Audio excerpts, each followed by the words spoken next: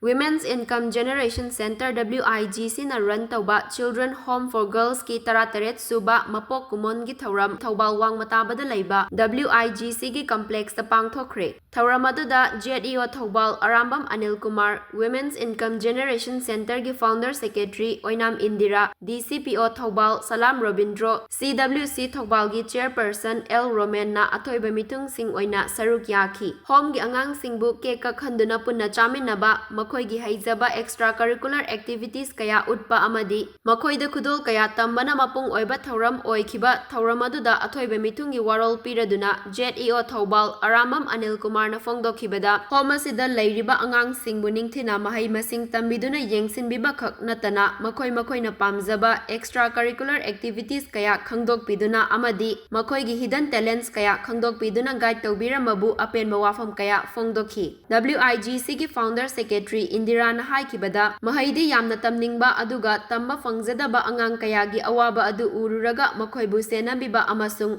lamjing ningbagi wakhal leibadagi nupi machasing khaktagi oiba home asi haudokhibani haina home asi haudokpada thengnarakiba wafam kaya su fongdokhi. Ekhoi mayamna asi lakdana khodna tawibase nakhoi ngasi amadi future gi ngatani ayam puli asi mayam laibo mayamse nakhoi da labor talent inherent quality not only academic co-curricular activities pudimagse aina ngasai yam maijabase men dirana angang singse particularly child specific oina oina khangna raimo da asai di what is amana sana bada amana web dating da tawhandoi ni hai amana football da tawhandoi ni hai adi khara amana folk ki pena ki dinga sai phema mugiriba Moibung ka khongdana tawriba mayam singse fazana han tawi haibasima ai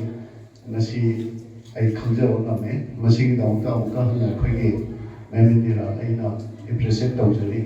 mahai tamingba mapung phana tam phangdaba nga sinda mahai tambage tu khudong sa pining bagi langtak na thaila na horki.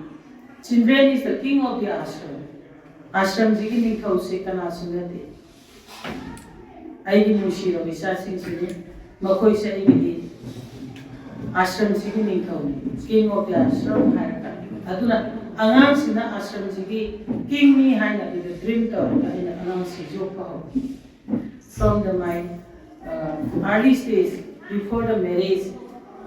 ai angang jo le matam ga angang pa sa sama ga ma phule rami ko pinaga kana hana ko kanida government recognition Amat Children Home Recognition Peace